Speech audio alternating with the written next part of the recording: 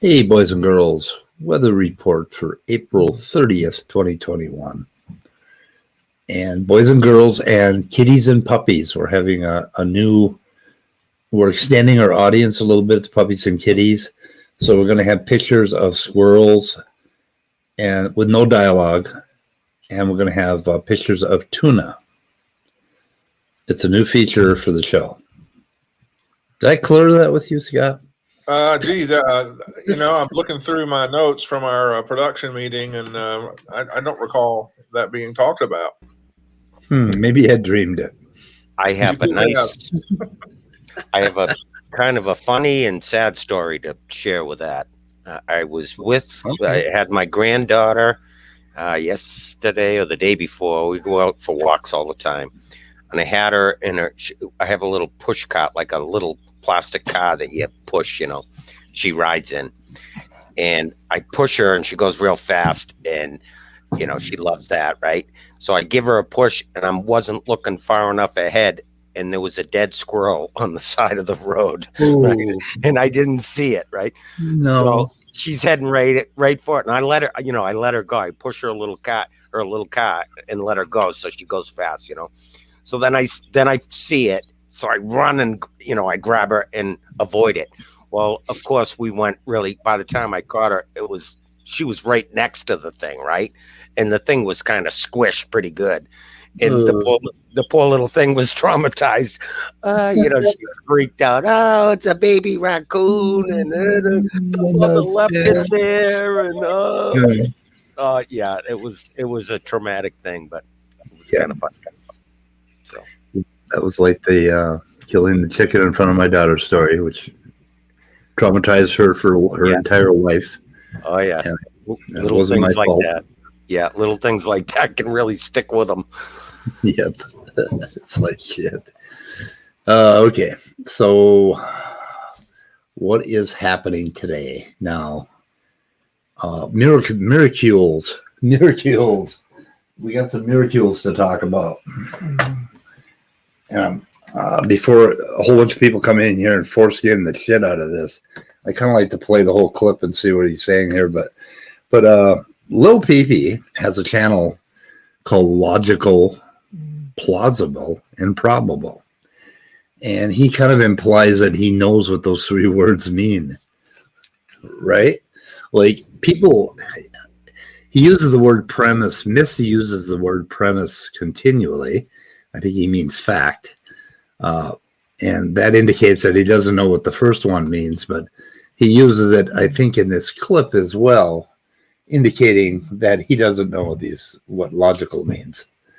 Let's see. And then the other part, plausible and probable, that's how he makes his judgment that there's God. I mean, any reasonable person would see that it's evolution is implausible and therefore God is probable. So that's his whole bullshit spiel, right? Yeah, I would agree with that. Yeah. Been seeing a lot of John lately. John has been pretty vocal and all over the place the past, 4 or 5 days, whatever. I mean, he always is, but probably more so a little bit in the past several days. Yep.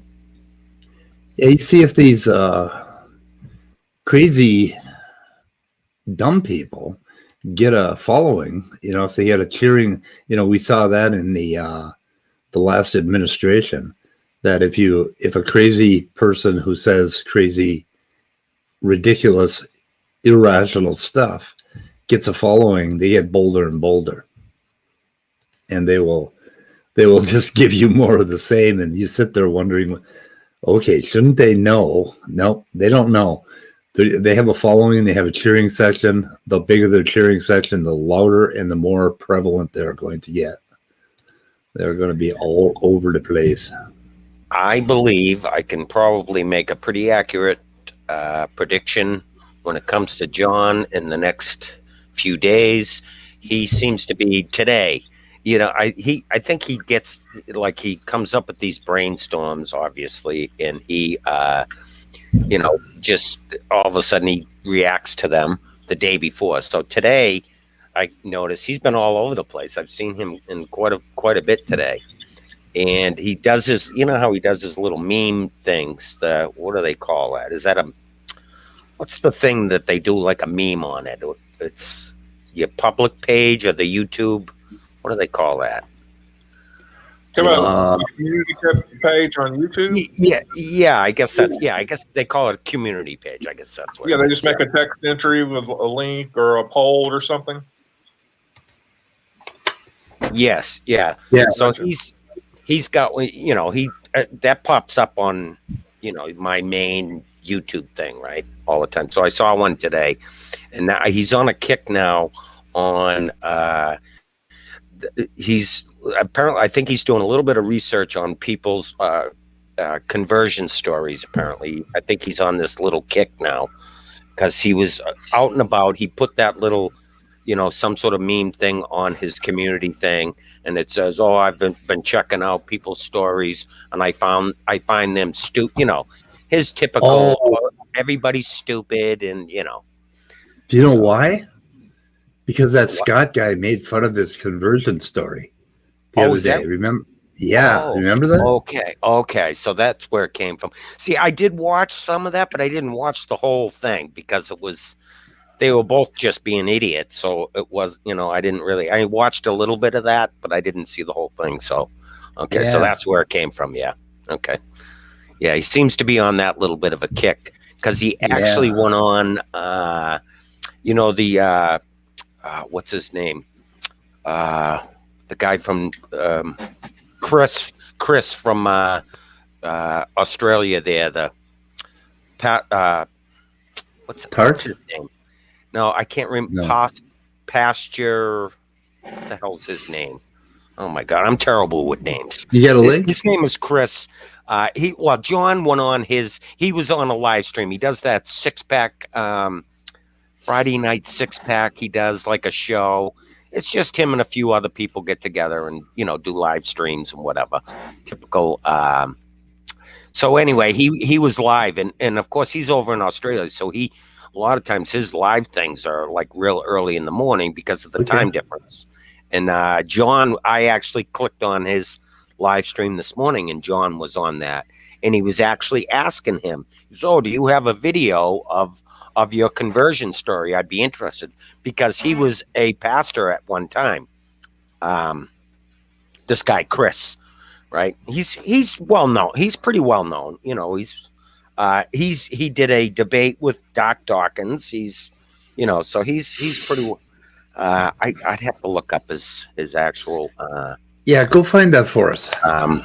And I can post it. I'll post it in the private chat for you. His channel.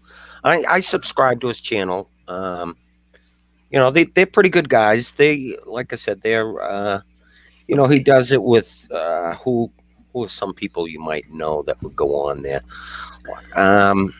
Does he have atheists? Oh, Christopher Attlee, the atheist pastor? Is that it? Atheist pastor. That's it. Yep. Okay. That's him. So John was on. He was live early this morning. He does like I think his show is called. It used to be called Friday Night 6-Pack, which I think that might be his. I think he still calls it that, but he changed it and he's doing it on different day or whatever. But anyway, he was live this morning, and John actually was on there this morning. John was bouncing. I saw John in live. There was live shows here and there all day today, and I saw him bouncing all over the place. We ran into each other quite a few times. So, what kind of live shows were already on today? You got to catch me up on some of this stuff. Stuff that's going on today. That was on. Like I said, that was on early this morning. I think, you know, I'm an early riser, so my time that was on at, I I think, of course, that started at like 7 o'clock this morning. So usually I get up in the morning, I get myself a cup of coffee, click on and fiddle while everybody else is sleeping. I'm always up before everybody. And Okay, so, somebody please find me some links to this Christopher Attlee. I'm coming up with a lot of first of all, he's an atheist, right? So what? yeah, atheist pastor is did you all right, well, let me go. I'll have to go and look and get you the link, and I'll post it in private chat. But yeah, I mean, like I said, he's been around for a while, and he just does, regular live streams like this, like you're doing, and nothing big. He doesn't, but he's fairly known around the community. Okay, but I'm not. Yeah, I'm not following something here. So what did John want? He wanted his conversion story to atheism. Yes, yeah, he was looking for that. Maybe John is going around the community looking for those type of things because he asked for it. He actually requested it during his live stream this morning. And then I saw that, that little meme thing that he had on his community page. And, and I think he's asked that in a couple of streams. So I don't know. Maybe he's got this thing planned that he's gonna, gather up all these atheist conversion stories and make it, probably come up with something. That's probably his plan, that he's gonna do that, and then he's gonna do a stream and say, "Look at how stupid these atheists are. How they, their conversion stories are so stupid." I'm sure that's what he's got it in his head. Okay, we have no context here. The atheist pastor does not come up in a filter search for a website. Hold on. Right. Well, I found a YouTube channel called Hereticals, FKA Atheist Pastor. I'm about to get the link for you. Okay, I just did myself. Oh, you okay, found it? Friday night six pack. So yeah, that's it. We have one from a week ago, and the one from today is not already up. So look at there's an upcoming live streams. There's something about his conversion, but that's scheduled for November 20th. That's weird. John actually asked, like I said, John asked him during his live stream this morning, and he said his response to that was, "Yeah, I've actually talked about it, but it's spread out in a bunch of my videos, and it's all pieced." He says, "I'm gonna take the time soon and make a stream or a video laying it all out in more detail." That was his response. So he doesn't actually have one. So hold on a second here. So let's see. So let's figure this out. You know me. If you don't give me a link, you can't talk to me until I got that link, right? So I mean, don't even fucking bring something up unless you got a link. Because I will. Okay. And Leo asks, well, don't I ever look at chat? Right. Well, no, I'm not looking at chat because I'm looking for the fucking link. Okay. So I've got a link from 5 hours ago. Now consider this. When you say link, to me, I hear squirrel. It's like, we were just having a conversation about something. That's all. We can't have a conversation without a link, my friend. You have a link for everything. You can have a link for Scott, everything. I'll get him a link. What link did you put up there, Scott? And I will get him I'll get you whatever you want. Just check the private chat. Leo has one here. I see that. Which one is that? Heretical FKA Atheist Pastor. All right, hold on. And it's from like 5 or 6 hours ago. It said. All right, actually, let me click on that and see if that's the one. Let me hold on a second. In fact, that's the reason. That's the one I watched. That's the one I watched this morning. Now, obviously, the live chat is not on it. This is the one I'm talking about.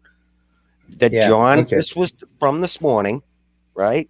He did this morning, and this is the one, that went on at 7 o'clock my time. Of course, it's late. He's Australia, so he's 11, 12 hours difference from us. So that's and of course YouTube doesn't have the video up now because it just happened, right? Right. Anyway. That was right. So what's happening? Yeah. So if you go on, like I said, if you go on that, and that obviously that's his, that's his YouTube channel. So that gives you the link to his YouTube channel. Okay. Oh, yes. I mean, okay. I feel good now. Okay. But, this is on point because you just illustrated why me and John Maddox had a falling out originally and why we could never be friends and we could never get along, because John Maddox says, I was reading a paper. And then I'm like, link. Yeah. And John Maddox is like, no, I'm not giving you a link. Google it. I mean, the link isn't. I mean, you can go on his, Chris's YouTube channel, but it's not really. You know what I mean? I was just talking about this. This was a live stream this morning, and John just happened to go on it and asked him about that. And I think he's been asking around. So, like I said, and he's got his meme on his community channel. So he's, I think he's got this. I'm sure he's got some sort of plan to make a video about how stupid, conversion stories are for atheists on their reasoning and all that. I'm sure that's what's in his head. So expect that to be coming with John. Okay. Yeah, I think a lot of it has to do with that Scott dude talking about his conversion and all that stuff and threatening it up and all that shit. Darth Dawkins, biggest fan of weird tweets and atheist stuff. Hereticals, FKA. So you got a link to the actual video. Okay, good. Yeah. Good. Okay. Let me that put was that the in. one I told you about him a long time. I talked to you about Chris, this guy a long, many streams ago. And he was the one. And we actually looked at his video when he had the debate with Darth Dawkins. His was, in my opinion, was probably one of the best, little debates. He had a debate on that, the Never-Ending Tavern. This is going back a while ago. That debate happened, and his was one of the best. The way he handled Darth, it was really good. And we reviewed it. We reviewed it on one of your streams, but this was going back weeks ago. We did that many streams ago. Right? Yeah. Many streams have passed. Yep. Okay. I'm going to play this clip for us, and so we can hear about why God. I'm pretty sure this is why God doesn't create miracles today. I tell you what, the whole God knows what would convince me is such a cop out, in my opinion. For the reason I gave, or a different reason? No, I'm talking. I'm talking in general. I find that. I find that excuse to be an insult to one's own intelligence. And it's like, oh, I'm sorry that you're too stupid to be able to come to the conclusion that the plethora of evidence available is not enough for you. I mean, yeah, that's another way to respond is to say that like God has revealed to you, and you're just in a kind of condition in which you're resistant to it, right? That's apparently hasn't revealed to you, apparently. But okay, that's part of it. And here, the thing I find very obnoxious about modern atheists of, well, why aren't we seeing all these miracles now? So that kind of stuff. Okay, let's think about that logically for a second. Logically. You start hearing all these stories on TV about somebody performing miracles. After you've been watching all the movies, you watch the David Copperfield and the Blaine and all those different things. We've been experiencing CGI and everything else for decades, right? It happens now. The probability of the impact of the miracles of Christ, the resurrection, all that kind of stuff, people would just gloss over that. Huge percentage of people would gloss over that and would not believe. I mean, I could be wrong on that, but I would say there's a very reasonable expectation that I thought that too. Is accurate. But then you wonder if Christ's impact would still like just be incredible, you know, because of who he is. But I kind of waver on that notion. Well, like what you're saying too. Potentially, but I would just say that if then we know that people witness the miracles and still reject it, right? So if that is true, then why would that same outcome not be dramatically exacerbated now? I don't think that's enough. I mean, like I said, I could be wrong, but if I'm wrong, or if people think I'm incorrect, go ahead and counter my position. Okay, I'll say Christ is. I'll be right back. 2 minutes. Christ could If be. he saw his miracles today, it would kind of like be the same thing. As long as he's performing miracles, people are coming out to see him. But if he's not performing miracles anymore, then they'll just kind of like forget about it. Yeah, when you got to think about it, we have stories all over the world of faith healers and all those other kind of things, right? Do you actually think that if there was a faith healer that was actually doing stuff, we, at least in Western civilization, wouldn't dismiss it as some probably some out there mysticism, some third world, barbarian crap happening? Oh yeah, some tribal stuff in Africa. Or, oh yeah, there was a tribe in the so we would equate it to like, oh yeah, the Amazon. Some tribe in the Amazon is like thinks that there's spirits and stuff. Like that's exactly what will be coming out of the vast majority of the talking heads and the academics, at least in the United States, and I would wager in most of Western civilization. They deny Jericho was beaten by Israel. They'll deny just about anything. Yes, it's like that kind of stuff to me. I'm just like, I don't really get why this is such a difficult thing for people to comprehend. When you look at it from a baseline common sense, logistics perspective, just that, it makes sense for it to be done where it was at the time. I mean, you're in the Okay, baseline common sense logistics. So I think what he's suggesting is that God has like a marketing department, right? And they have a limited budget for miracles, and they have to look at the logistics of how effectively they can use the miracles. And because of modern day TV and CGI and all that stuff, there's no way anybody's going to buy the miracles today. So that's his position. So I just thought that was incredibly logical. Low visions of God. It's like lowered expectations from Matt TV. I love it. I love it how he says, you're just too stupid. I mean, it's like literally to realize, literally, you're not gullible enough. Yeah, that's what he's saying. Give your heart to Jesus tonight. Oh, you dumbass. What stands out to me is that he says he's annoyed by modern atheists. I guess he's not concerned about the old-fashioned ones. Yeah. I had the old-fashioned ones. Atheists in my day, they were better. They said. I had an interesting little conversation with him. He was in my live chat this morning. Over like a fart in a car, because I was telling him as an atheist, I take the position that I believe God's do not exist. Yeah. And he goes, atheism is the rejection. I'm like, you're making my position easier, John. Hang on. He's telling you that, but when he talks to me, I say atheism to me just means not believing in deities, and he tries to tell me the opposite. It's like he's telling both of us I know what we are. I actually brought that up. I said, when you were having a conversation with Randolph on Modern Day Debate, you were trying to make him that he was the person who was making the positive assertion that gods do not exist. If I remember correctly. That's right. You remember correctly. Yeah. Not just simply, I said, if you tell me Santa Claus exists and all I have to do to be an anti-Santa Claus person is say, I don't believe you, great. There's the rejection of the claim. That's not how it works, though. Or no. Yeah. How about that? And it was funny, but yeah, I got a little sauce. I took that stream down. I was a little sauce during the time.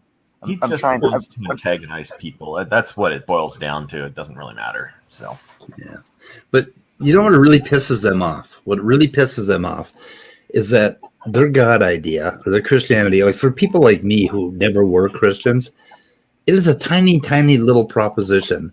Or even though a lot of people believe it, but it's just one of many crazy ass fucking things that I don't believe. And it pisses them off that we have this agnostic position that, you know what, I don't believe it. I don't see any evidence for it. Dismiss, move on to the next crazy ass theory. Right? I don't believe in the Marklar on Planet Marklar, but it's they're presented on South Park quite well. So I had a guy in there. His name was Enigma Conjecture. I think he's from across the pond. I think he's from England or somewhere like that. Could be.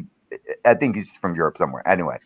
He was basically razzing me on the live chat as well. And he goes, "Oh yeah, well, you're ignorant, Jay," or something like that in live chat. And I said, "Great, so what? You've demonstrated my ignorance. You still haven't demonstrated a fucking God to me." Bingo. Right. Bingo. Yep. Yeah, it doesn't matter if we actually have a counter argument to it, or if we have an alternative or multiple alternative options to consider and argue. They're the ones making that claim. They're the ones that carry that onus of justification or burden of proof. Yeah. You know, back in the 50s, the late 50s, my mom used to, hear about some newfangled food chopper or bread dough maker or washer and dryer. It says it costs, it'll even clean your floor. And she would talk about it for weeks, until she got one, and it'd just be all she talked about. Well, one day she decided that she was going to bring Mikey to the church, right, and get him going on religion. And so to me, it was just another food chopper, Kirby vacuum cleaner bullshit thing my mom brought home, right? And I rejected it. And I went for a while, and then I like, Mom, fuck this shit. This is not plausible. And I rejected it, and that was it. And what really irritates the Christians is that we lump them together with crazy ass bullshit, We're just, because really, when you think about it, what are they telling us? We're this little speck of dust in the cosmos, and we're little tiny blobs of goo on this speck of dust. And that entire cosmos, all 40 billion light years of it, was made for us. And then not only that, but there's some kind of superhero creature out there in another dimension, whatever the fuck that means. And he somehow has a mind like ours, and he sits around and plans and makes, he has plans, and fuck that shit. I mean, really, come on, people, 21st century. I think it was interesting. I watched a video with Matt Delahunty, and Matt Delahunty was talking about how sometimes when you get into these debates, because he was talking about his debate about the resurrection or the prophecy of Christ or whatever. I can't remember who that was, a Stephen something or other that he debated on Modern Day Debate. And he was talking about Steen? Was it Stephen Steen? No, it wasn't him. Okay. But anyway, he's saying that he goes sometimes these debates, it gets into, he goes, when I prepare for debate, I'm looking at the topic itself and I'm asking myself questions on how to prepare for it. He goes, now there is something to be said about knowing the opponent that you're going up against. He goes, but a lot of times I'm seeing this habit where people are actually, the topic becomes about the person talking about the topic, not the topic itself. And that's what I was dealing with. That's what I seem to be hearing a lot of, even on the theist channels. And then it becomes kind of circular, because we kind of do the same thing. We're like, what the fuck is this person saying? And then after a while of getting to know them, you start to kind of, you pick up their quirks and stuff like that. And so it's funny. They're very judgmental. That's what that Enigma conjecture was doing. He was going after me, not what I was actually talking about. And then when he just said, well, then you're ignorant. I'm like, great, you demonstrated my ignorance. Who cares? You still haven't demonstrated your God to me. Have a nice day. How did that make him feel? I don't know, and I don't care. Oh, you left? Yeah. No, I think he was still in there rambling. I had a internet connection snafu, so my stream just kind of the stream didn't end. Obviously, it was still live, but I could not connect. My cable modem went down. Oh, so. Talking about the one that I was just enjoying it. You had Josh Bowen in there talking shit, and was he in the? Was he in the live chat? No. I don't know. Maybe that was Jefferson's. I don't know, Jay. I'm sorry. I get you two confused. Oh, that's all right. You're like YouTube twins. Yeah, I never confuse them. Yeah, my uncle was confused about us for many years. Yeah. But anyway, it was still an enjoyable thing. You put out pretty good content. Yeah. Yeah. When I'm not drinking too much. Jay, are you debating somebody at some point soon here? No. Oh, never mind. No, I was challenged. By? Praise. On? Slavery. I feel like he consistently wants to debate that topic because every time he does, he loses and he needs to like redeem himself from the last time, but then he fails more miserably in that debate, and so it makes it even worse. And so then he's got to go find somebody like Dr. Joss to try to debate to like really redeem himself, but then he fails even harder than that. And it's like, dude, just stop. At this point, just let it go. You lost. There's a cherry on top. He specifically challenged me and Dr. Josh and asked me to. He's like, or either Dr. Josh, preferably Dr. Josh or your brother, to have basically a 2-on-2 debate with him and Smokey Saint. But now, obviously, that's definitely not going to happen because now Praise and Smokey are on the outs again. So Jesus Christ, they're no longer friends. Or I don't know why people. I didn't even know that guy was still relevant. God damn it! Oh yeah, there's been the flip-flop going on for the past 3 days, I suppose. My assumption on Price's channel. My assumption has been that the accusations that came against Smokey really aren't anything because everybody's moved on from it. So my assumption is that nothing really came out of that. Sorry, Floyd, I gotta go. I just got an emergency call, but we'll talk to you soon. Take care. Thanks. See you right. Okay. Take care. Be well. You know something? If your cat is sitting his fat ass on your mouse pad, and you start trying to click on things with your cursor, weird shit happens. Or with your mouse, weird shit happens. So anyway, I would have to disagree with that. What your statement there? The only reason why I say that is I think people just are not. Nobody wants to start saying anything because it's it could be a lawsuit or So I think people are still well aware of it because there's still battling going on between. I mean, I don't disagree with that. So. But I feel like with the kind of people that exist in these circles and what they can do, if there was really any meat to it, I feel like somebody would have actually contacted authorities and we wouldn't be hearing from Smokey Saint. Well, yeah. So it just seems like that. Yeah, these might have been charges, and there might still be some record of them, but the charges just never really went anywhere. Yeah, that's definitely possible. Yeah, we don't want that kind of shit unless somebody's got some real fucking evidence, because it is so easy to start a stupid storm, where nothing exists, like Biden on the 4 pounds of meat, for his greenhouse plan. I mean, we are not Fox News. Can I ask you, what did you mean by they would contact the authorities? What do you mean by that? Well, whatever relevant authorities you would need to contact if you thought that somebody was a sexual predator. But that makes no sense. I mean, if let's say, he had 7 charges for sexual assault on his record. And so what I was getting at is that if there was actually there was actually anything behind those charges, I don't feel like he would be a free man right now. The fact that he still is, especially given the kind of people that he associates with and the lengths they're willing to go to, I feel like if there was any meat behind those charges, somebody would have contacted some relevant authority. And since either they have and nothing got done, or they haven't done that, seems to suggest that there isn't anything behind these charges. I remember he said that wasn't him, but somebody that he knew, and that's why he had to back away from YouTube for a whole 3 weeks because the family and blah blah blah was getting shit. So moving on. Shit, is that Joel? Yeah. Moving on. Yeah, Joel is back. Okay, there's 2 things. Joel is back, and didn't Praise and Smokey just kiss and make up and then break up on the same That's stream? What I was just saying. Yeah. But now he's parting ways again with Smokey. Yes. I don't follow these guys close enough to know this shit. That's exactly what happened. Yeah, but that is Joel. He is back. The women of Praise's site had their way. Yeah, there's a women over there. To describe it, I'm sure. Yeah. Well, he openly insulted Praise's sister because Praise admitted that Olive is actually his sister, and he openly insulted her, which I thought was.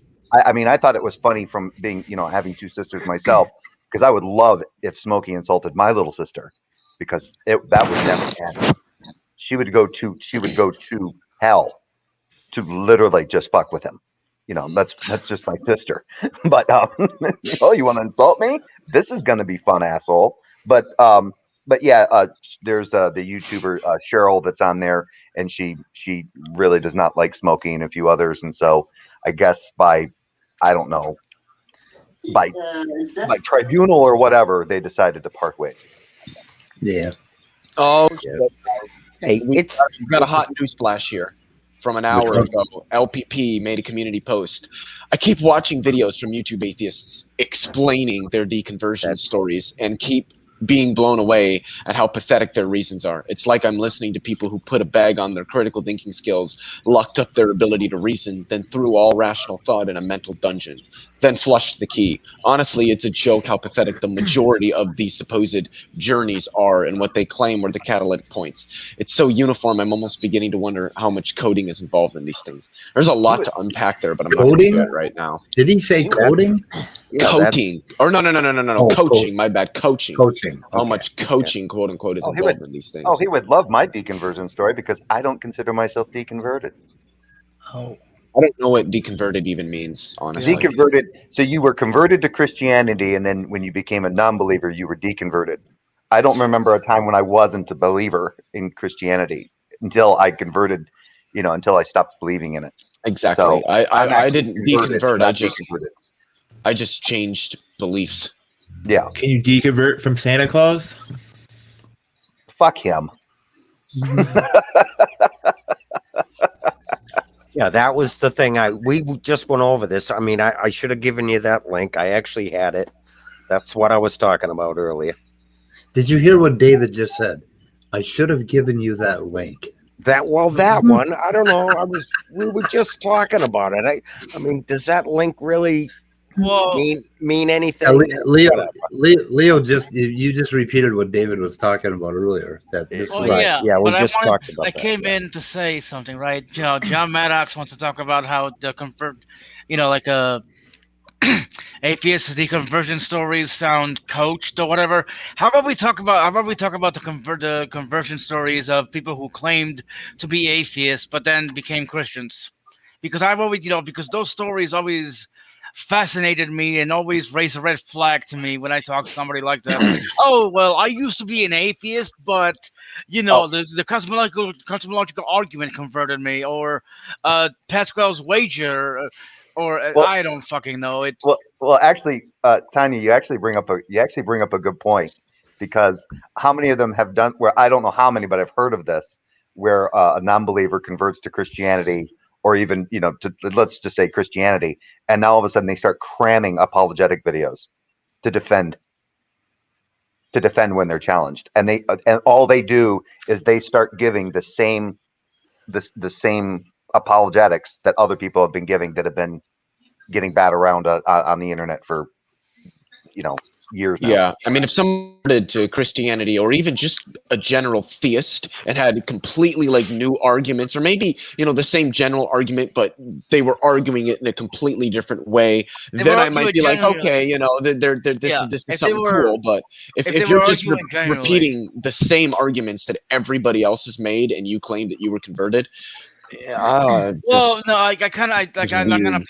push back a little bit, because somebody may repeat the same arguments but mean it genuinely. Whereas to Jay's point, it's like it's like they need to they have to defend it. They need the ammo.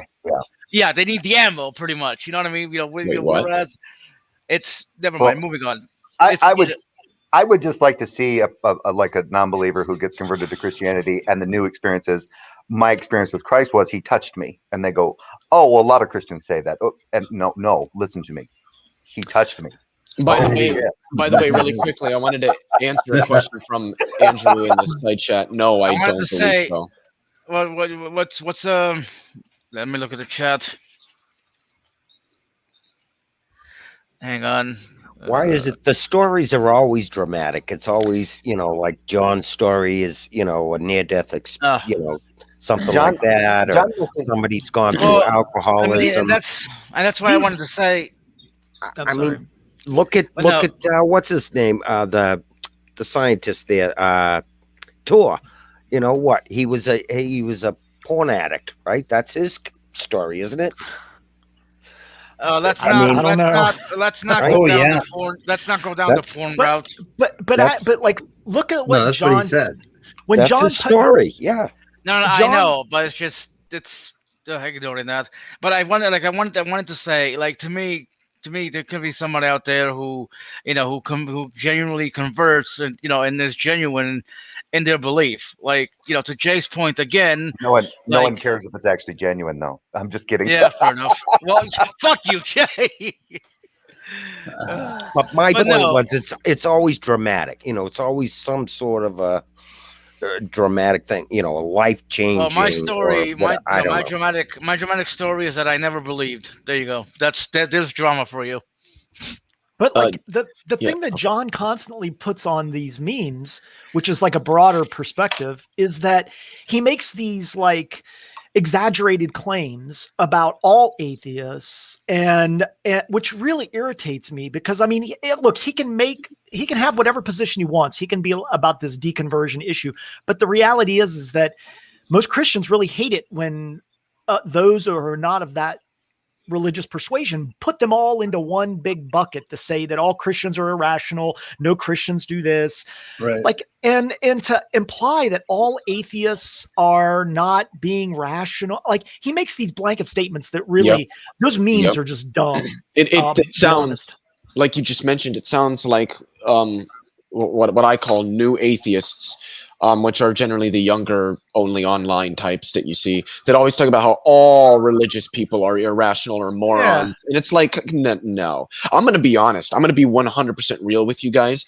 As it comes to like understanding things like formal logic and argumentation and philosophy, I tend to find theists are, generally speaking, at least, a little bit more well-versed in those areas than most, at least online atheists that I interact with. Yes, like really. But hold on. Defend that for John Maddox. The funny thing about that is that when you actually get into the realm of professional philosophers, I don't personally know the statistics, but I have heard that like half or just over half of professional philosophers are actually, I won't say atheist, but non-theist, which I find interesting, that when you look at the professionals, a large amount of professional philosophers are non-theist. But then when you look at the lay atheists, especially the ones you see all over the internet, they have absolutely no regard for philosophy whatsoever. Yeah, it's actually an excellent point, because in some ways, in order to justify your religious perspectives, and you could say Muslims or Christians or whoever, or Hindus, etc., it's to their advantage to move into the philosophical realm, to make these philosophical considerations, because to go to scientific or naturalistic explanations, they have it's very difficult to argue that. So to go into these philosophical terms, it makes sense that there are a lot of religious people who like have a modicum of philosophical knowledge, but then at a certain point, when they really start to get into more professional philosophers, then you start to see those levels of belief go down. So I think what Leo was saying makes total sense. Let's go through the list. I think it's John Maddox, great philosopher. I think no, but he's a great quantumologist. Yeah, he is. He's a piece of work. Really is. Okay, praise I am, great philosopher. No, he must have awesome Old Testament scholar though. Oh, his atheist SmackDown memes are fucking riveting. I think John Maddox might actually be a quantumologist. He might have been brought up like in a very abusive, like Copenhagen interpretation variant of quantum mechanics. He's either a quantumologist or he's the quantum computer programmer. There we go. There we go. That's what he is. A quantum. What is his background? It's quantum baby. I don't know if he has obviously I'm sure he's graduated high school. I don't know if he's got any. I wouldn't be surprised. Are you sure about that? Yes. Are you sure about high school? I don't think John Maddox is a stupid or an unintelligent person. I just think that his approach is very, very off-putting. That's my main criticism with him. But I wouldn't be surprised if he had some community college background or even, a degree. He hasn't ever talked about it. I don't think that he does. But I do know he does have a reasonable understanding of computer programming, because I do know he did some stuff with that. I would argue he does act like he knows more than what he does, because Speed's been doing that for 30-something years. and can point out many inaccuracies in what John says, but I mean, he's not stupid or like completely uninformed when it comes to computer science. He knows a decent amount, but he often overplays the amount he has that a he knows. very superficial I have a very background, you know. I have a very real question to ask, and yes, there's a lot of irony in this question. Do you think like he is the star model for like the Dunning-Kruger effect? No, I would say probably honestly, I think Otangelo would take that, but Mad Max is close. No, Yeah, I think Otangelo's not. I think Maddox is worse. Do you mean in the community? In the community? Yeah. Well, you know what? Yeah, I think I talking can agree about with like that. entire internet personas, there's a lot of people that do a lot worse. Because Maddox definitely goes a lot further to paint this picture that he's like this big brained expert on anything that he talks. Otangelo does, but not to the same degree that Maddox. Yeah, I think I can agree with you. Yeah, Otangelo is more likely to say he may not understand something or is willing to listen to an alternative perspective. I think Maddox is like, if you know anything about the Dunning-Kruger effect, the term Mount Stupid is like the peak in the very beginning of the Dunning-Kruger, where like your level of knowledge is really low on the x-axis, but what your perceived knowledge is really high, and there's this peak at a certain point that is called Mount Stupid, and I think he is on Mount Stupid. So that's technically I think what it's referred to as. And the thing is, I know Mad Max watches these streams, or at least skims through them. I would, I just absolutely would love to have a debate, or even just a cordial discussion with him on naturalism versus intelligent design. He's just I'd like to debate with him. Salesman. Okay. I'd like to debate with him how he gets through like day-to-day life without just like being completely overwhelmed and entering a comatose by what would normally be described by other people as everyday experiences and common experiences with reality. Yeah, really quickly, we do have a question for one of our panelists here, for Jason from Andrew Cumming. I've heard several definitions of law in science, but how would you personally define it? Oh, okay. Well, I mean, before you talk about a law, I mean, the first component would be like, you have a hypothesis, you have a theory, and then when those things progress to a certain point, then and again, a scientific theory is not like what we would traditionally call, like, if you're like, I have a theory about this, a scientific theory is something where we have a huge amount of information that would support that particular hypothesis, like the Darwin's theory of evolution. A law is essentially the final stage of, after you've moved past a theory, like the law of gravity. And technically, from a scientific term, the law of gravity, and laws in and of themselves are about as absolute as you can get. I wouldn't say they are absolute, my perspective, because science can never know anything absolutely, but it's as close as you can get to having kind of absolute certainty upon a topic. That's what I would say. My knowledge of laws are slightly different. I mean, to me, laws kind of even come before hypotheses, in the sense that, like, most laws, like the law of gravity, for instance, the law of gravity, like being, that. Wait, did you say laws come before hypotheses? Yes, because laws tend to be what usually is expressed in a law is it's a description of an event, right? It's a description like that provides like two. Do you have a headset on, Immutable? Yeah, I do. Can you lower your mic just a little bit? Okay, maybe. I don't know if it's a 360 move or if it only goes up and down like mine, but there's just a slight amount of popping. Yeah, I don't know what's going on. I'm not really sure. I mean, you can just go ahead and continue. It's really not that bad.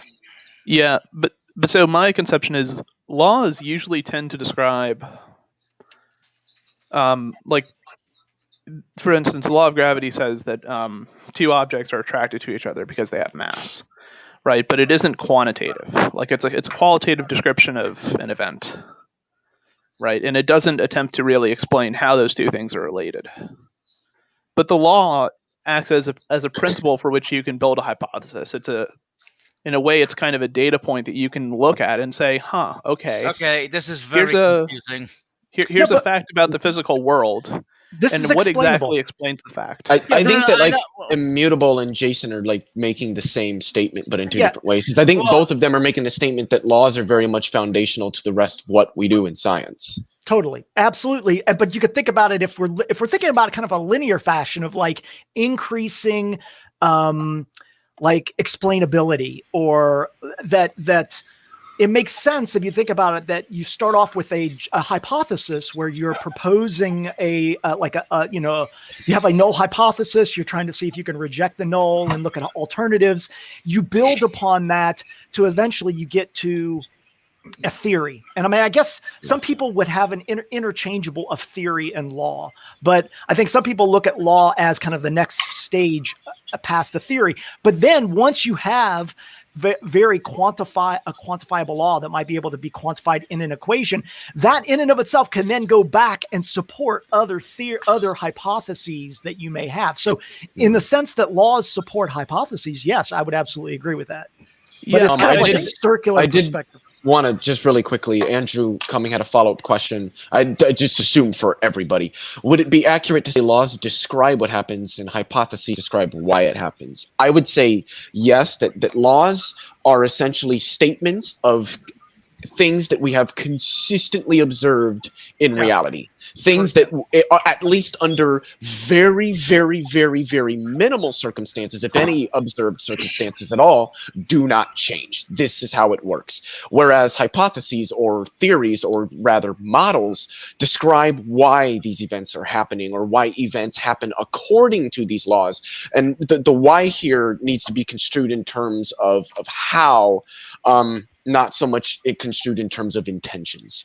But you can imagine that at a certain point, Newton had a hypothesis about gravity and why he is seeing this. And then at some point it became a theory where like there were more and more evidence. And then at some point, scientific consensus considers that as the law of gravity. Again, I would agree that like you can imagine that I may have another hypothesis that for something else that leverages that law, and I am using that as supportive evidence in my hypothesis, certainly. Yeah, but I don't think there has to be necessarily like a mutual like exclusivity between the way I'm using law and the way you're using law. Yeah, I agree. Because the way hypothesis has to be framed around is a hypothesis doesn't mean anything unless there's some data point you're drawing from, like the law of inheritance, like that Mendel discovered, that it appears that certain characteristics. That's Benny Hill. That is Benny Hill. That's Otangelo when Otangelo entered the room. But yeah, I mean, okay, laws are precise mathematical relationships between No. That's not one like explanation, inaccurate, but that's more what you will see in and this isn't like a way of downplaying the definition that Speed just gave, but it is one you'll see more in pop sci. I just define laws in science as descriptions of observed consistencies in nature. Like I said earlier, they're things, consistencies or regularities that if there are any identified environments under which they change, there will be very, very little of those environments under which this changes. Okay, let's have an example. Example. An example of that. Law of inheritance. Yeah, but what instantiates the impossibility of the impossible? What instantiates that?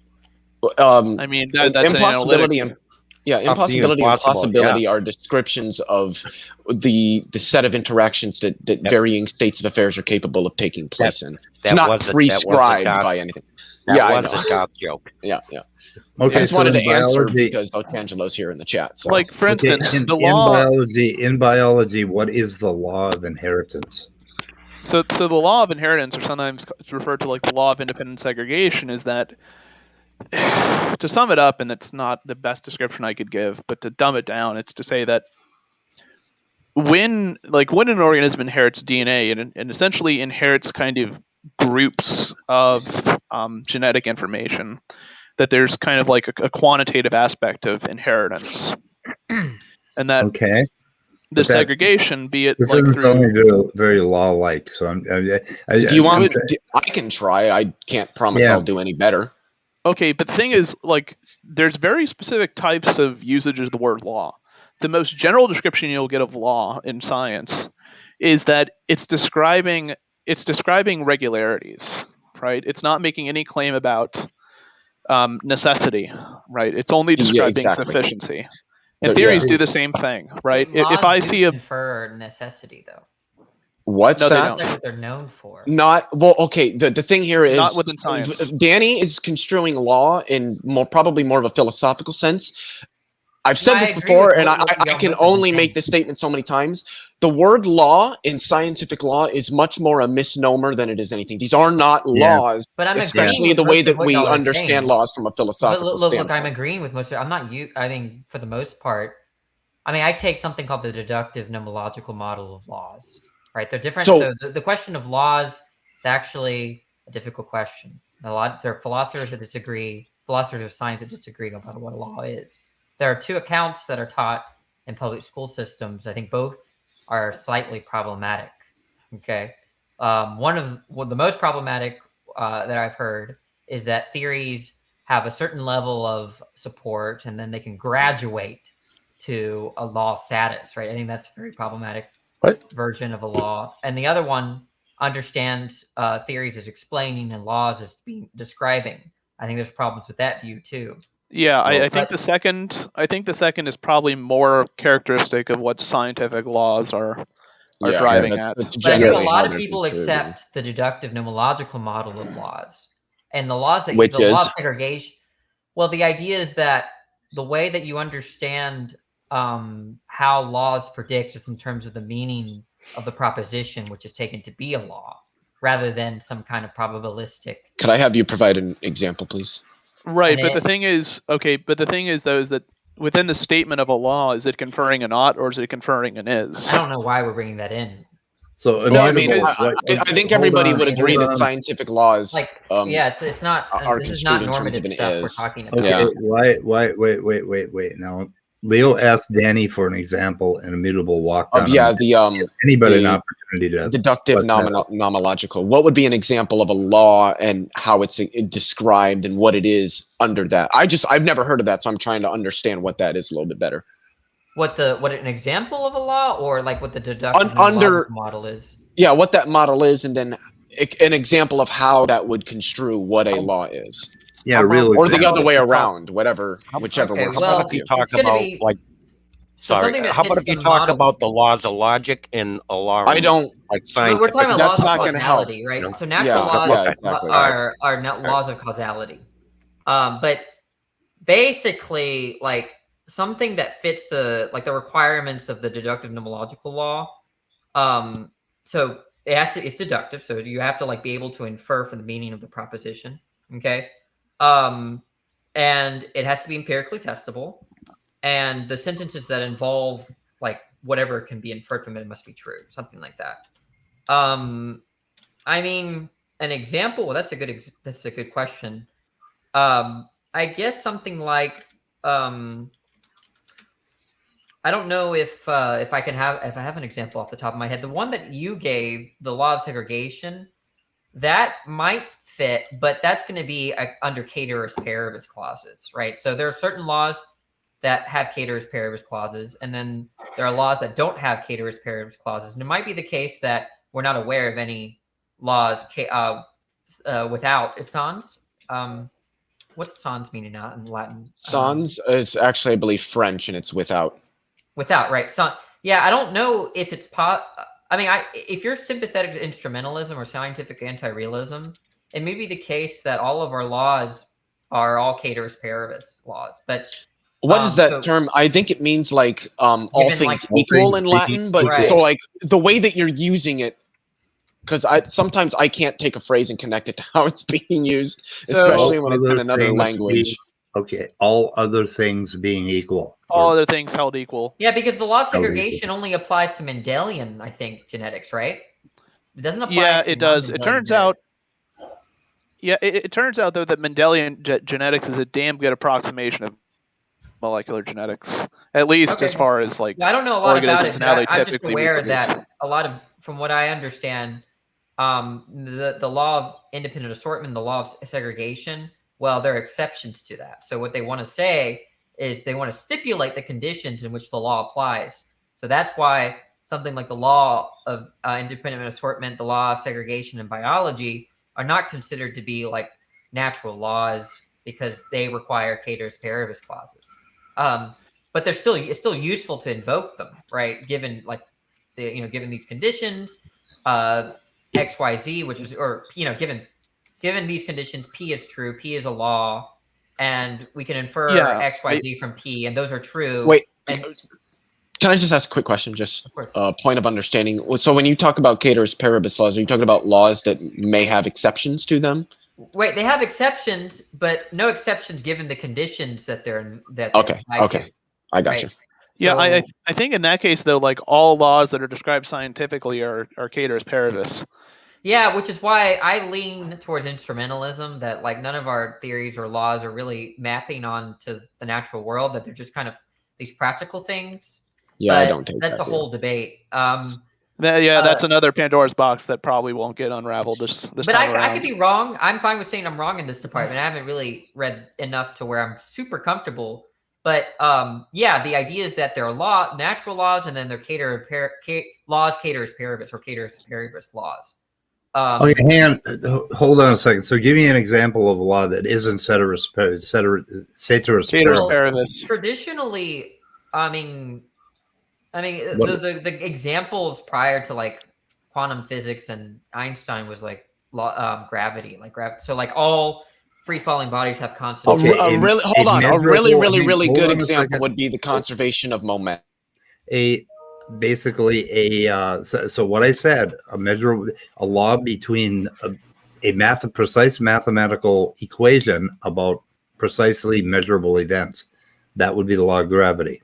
Okay, then that might be like maybe a gas. I don't know. I'm not prepared to give you examples of these things.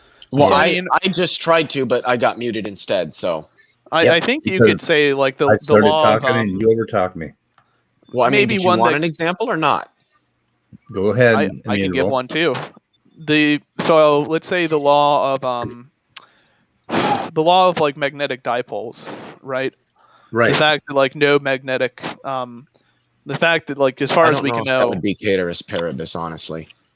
Well, it's. Well, I guess what we would say is we don't know yet if it is. A better one is the law of conservation of momentum.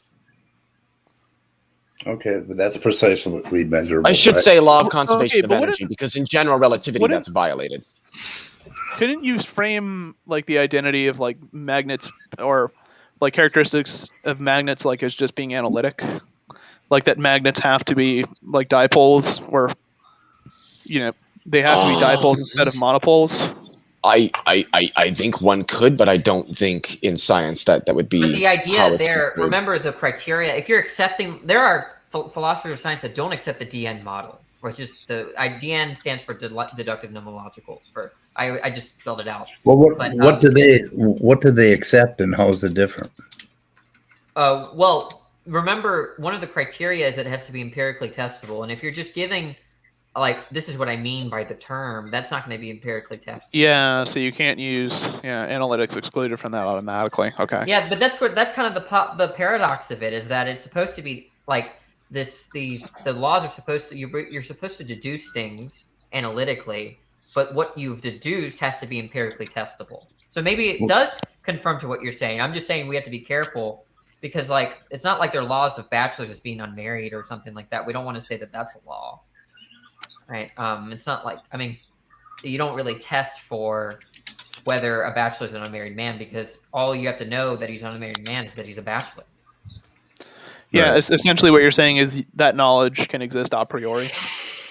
Yeah. Like the idea is that what you've deduced from the laws, that can be confirmed or disconfirmed, and not by the law itself, right? Not analytically. Okay. So, in other words, I'm sorry, maybe there's better language for this. The idea is that a better way of saying this is that a law carries predictions. You get those predictions from the meanings of the law, and the notion of a prediction is that you can confirm it or disconfirm it. Yeah, are there probabilistic laws which would violate what I said about precisely? What do you mean by probabilistic law? the DN model leaves all that stuff out. It leaves out induction and so probability. Well, there are things like stochastic laws like that pertain to like Bayesian statistics and things like that. Yeah, like I think they call those law-like propositions, or so there's like they I do read in the literature, the little that I've read on this stuff, they distinguish laws and law-like generalizations, and so like the idea is that if this particular object emits a particle alpha 50% of the time, right? That's a law-like thing, right? And but it's not like in the I mean, like the concept of distribution is also law-like as well. Like the fact that if you roll a dice, for instance, if you roll a dice like so many times, the tendency of that dice to obey, a Gaussian, or not Gaussian in this case, but to obey a particular distribution, Isn't each that side called rolling the law of large 1/6. numbers or something? Law of what is it? Someone help. I'm completely reaching from memory. What'd you ask? Law of large numbers. Law is of large something- numbers. It might be law of large numbers. Is there such a thing? Yeah. The law of large numbers in probability and statistics states that Yeah. as the sample size grows, its mean gets closer to the average of the whole population. Yeah. So it is in that case, right? So it's that so the more times you roll the dice, the more you should expect a particular result to grow closer to its expected value. And that's related to entropy. Is it? Yeah, but I don't know. Yeah, It entropy is. Probability. I think that theorem, but the law of Entropy is large numbers, I don't think disorganization. that to be a natural law, but It's related to Yeah, probability. I don't take mathematical laws at all to be natural laws. well, it's weird. I think this is an interesting thing to point out because the law of large numbers seems to apply to like our cause effect relations. Like you gave the example of the die, right? It's weird how because what's happening there is every time you roll the die, there are a bunch of causal connections in between the events to where you end up getting a particular outcome, and for some reason, and the more you roll it, the more likely it is to that you'd land on 3. That probability is, what is 1 divided by 6? Someone? It's 167? something like that. Yeah, that probability, you'll see that whatever that outcome is shift towards 1.167. But I don't know how to analyze that. I'm not going to pretend I know. So, Danny, back to that thing about the DN and the DN having the empirical. What is the other thing that doesn't have empirically accessible? I don't. I'm trying to think because there are people that push against the DN model. But there's stuff like inductive statistical explanations. I think that's what you were alluding to. Yeah, a little bit. Probably. But I'm not so sure. Like I haven't really I'm not very well read on this stuff. I just kind of accept the DN model because it's very useful for me. Yeah. But I'm willing to entertain the issues with it. Most of molecular biology involves certain descriptions, like an enzyme binding to a substrate and causing X reaction to occur at a higher rate, that sort of thing. So they're mostly descriptive. Like if you look at biochemical pathways, so I mean, those aren't laws. Those are, even though they are based at some physical level on laws, but they're not law-like. Well, they are law-like in the sense that when you talk about laws and you talk about like how reactions proceed, they follow a statistical distribution, and that you can analyze when you analyze an enzyme thermodynamically. You're talking about you're basing it on physical laws and probabilities, but I'm talking about the actual enzyme A. It binds to substrate B. That's also a statistical.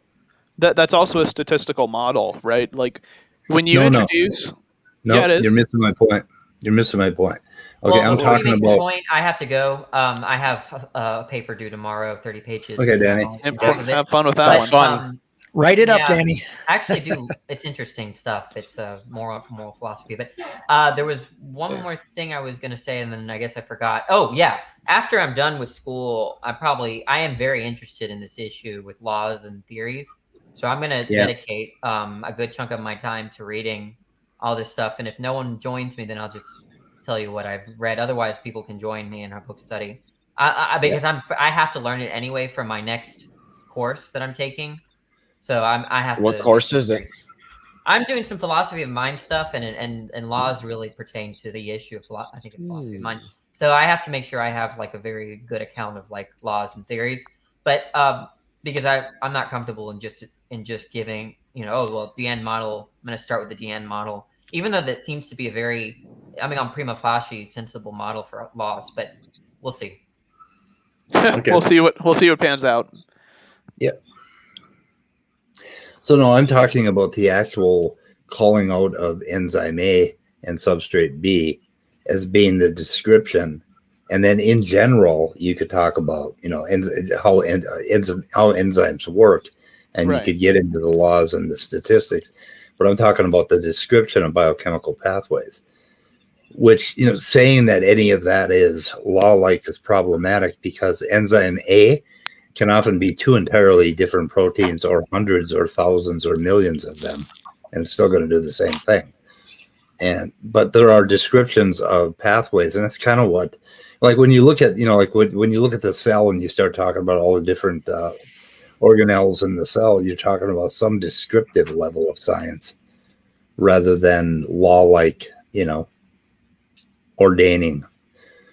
Because every time you try to find a law, you're going to find a loophole, Well, sure, but I mean, what we're talking about we aren't talking about things like on a normative basis. We're not talking about that every time, this particular ligand sees a calcium ion, it will bind. That's not the type of thing we're describing. We're describing a kind of a general behavior, of the population of molecules, and the tendency for that behavior to, But it ends up being a description. Yeah.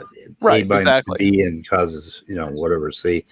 So a lot of theories have a whole bunch of those little descriptions in them. They have many descriptions and descriptions of relationships and stuff like that. And that becomes almost a theory, like the theory of, the citric acid cycle or something like that.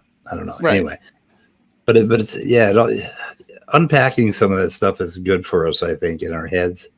Just to get, because I think the lay understanding of what a scientific law is probably way the fuck off base. I don't know. I'm not sure, but in my understanding, I don't know. I mean, I don't think I don't think if you were to try and describe something like particle by particle, modeling every particle in the universe, that it'd really be an effective means of prediction.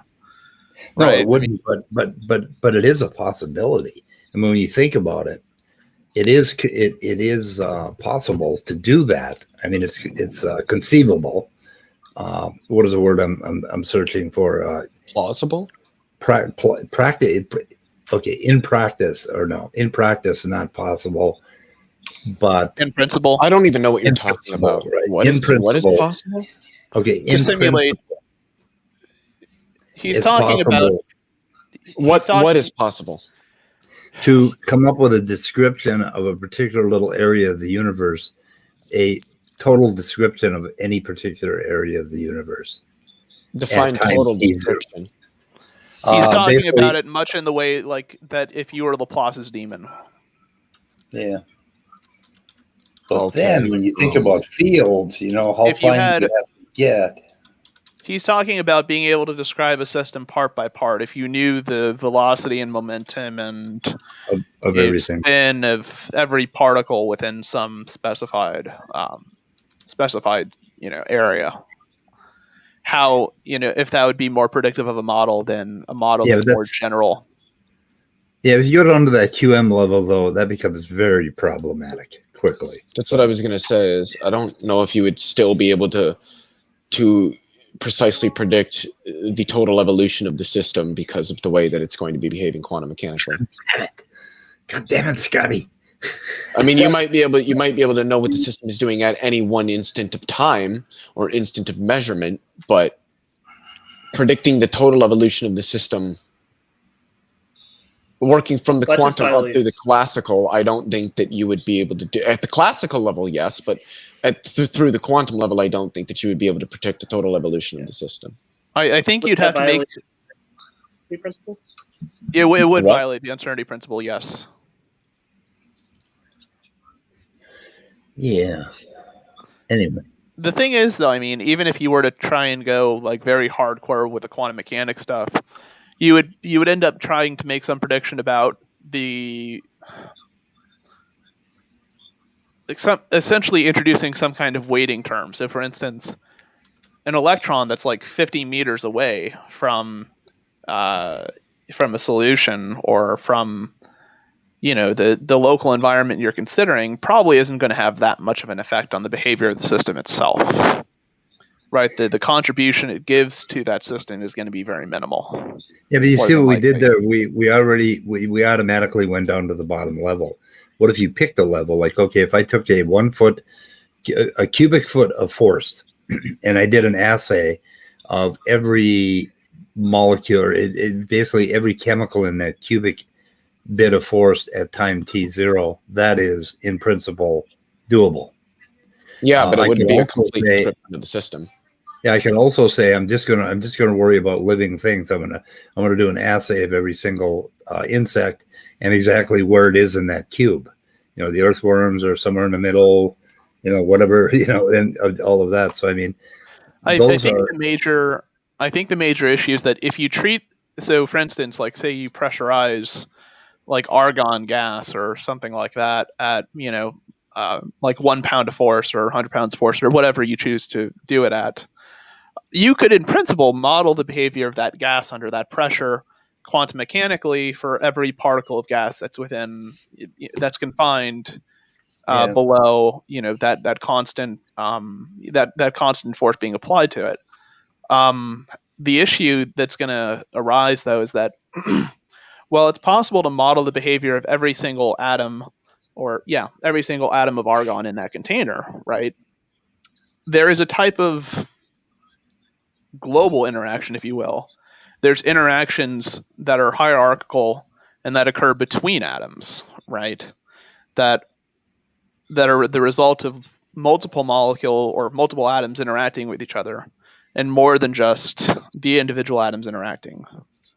And again, you're almost referring to that paper by Albouf yesterday when it comes to that, because I think some of that is what they're getting at.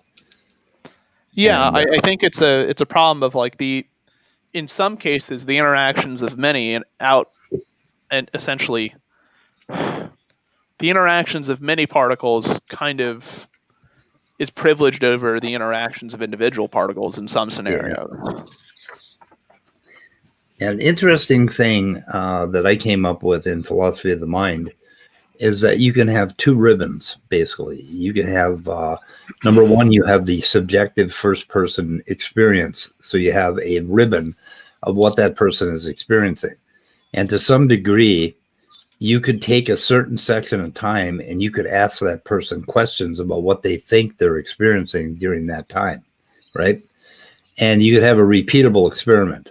Like my favorite is to put them in a dark room, a cube. All of a sudden you turn the light on. There's a picture of a shiny red apple in front of them, sitting on or hanging out in space. And that's all they see. And you do that over and over again. Well, there's another ribbon where you could basically, in principle right now, and soon in practice, you can track every single neuron and every single signal level on those neurons in their entire brain or in their entire body, right? So you'd have the physical description, and that's a ribbon, and right above you would have the ribbon of the subjective experience, and you would be making correlations between the two. And you would find some very interesting things. Like, for one thing, the subjective ribbon does not have instants of time in order.